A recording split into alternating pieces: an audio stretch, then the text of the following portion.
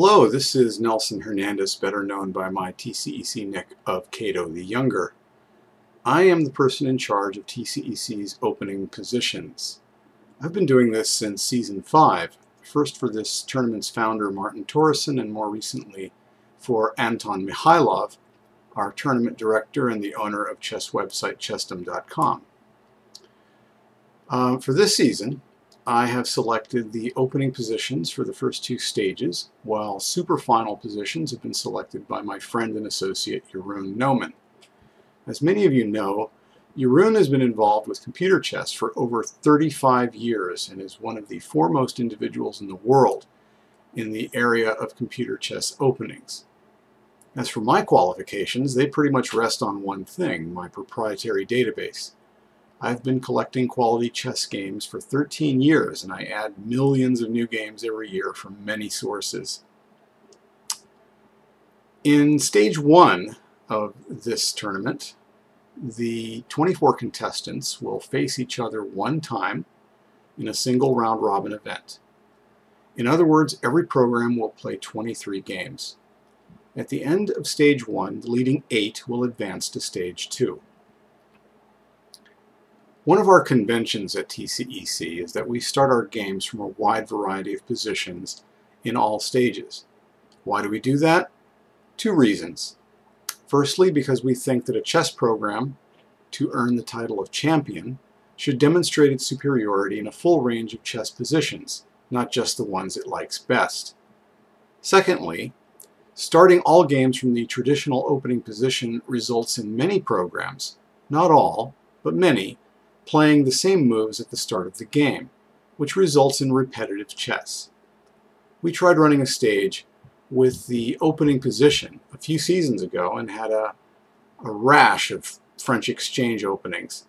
The consensus was that we should go back to varied openings. Now, how you implement varied openings is no trivial matter. There are several considerations to take into account. You want to represent many different opening systems.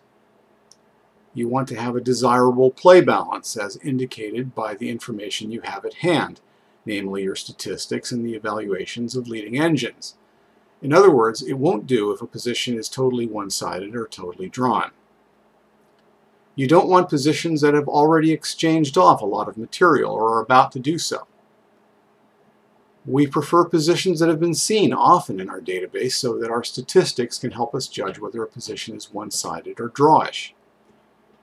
You don't want to follow opening theory too deep into the game because that excessively limits an engine's freedom of choice. You don't want to start from a position where there really is only one conceivable move, because in a case like that, you are robbing the engine making the first move of calculation time it might profitably use later in the game. Finally, taking everything into account, we want to be fair to every seeded program. We don't want any program to have a material structural disadvantage that is a result of anything that we did. Now, the last point is most important in Stage 1 because Stage 1 is a single round-robin format, and an even number of programs are competing, 24 to be exact. And we're using over 100 different two-move openings over the course of Stage 1. So there are two problems with this. The first is that all two-move openings are not equal. Statistically, and in terms of starting evaluations, they vary considerably. The second is that with 24 engines playing, 23 games each, half of the engines will play white 12 times and black 11 times, and half vice versa. Naturally, that gives the engines playing white 12 times a slight advantage, all other things being equal. Given these facts, we can't just randomly assign openings to the 276 games of Stage 1. If we did, it is inevitable that some programs would be considerably advantaged or disadvantaged. We might not be able to quantify it exactly, but this unfairness would be there, and it would affect every program to varying degrees. Just imagine how bad it could be if one particular engine got nothing but weak openings to play. I think this is by far the hardest challenge to constructively address in this playing format.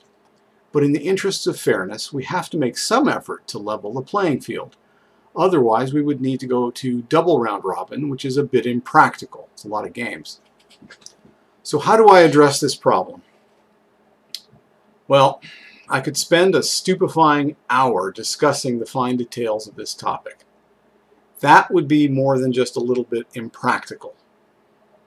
So instead, let me cover it in some broad strokes. There are presently 368 common two-move openings in my library. Each of the resulting starting positions is scored for its favorability to white based on empirical and evaluative data. For Stage 1's set of 276 games, I ran over 100,000 trials on an Excel macro that I developed until I got a solution that passed 3 different criteria for each of the 24 programs. That's 72 tests it had to pass altogether. What were these criteria? For each of the 24 programs, all white openings had to be different, that is to say unique. And all black openings had to be different as well. In addition, all 24 programs had to fall within a very tight fault tolerance in terms of fairness for the entire 23-game opening set.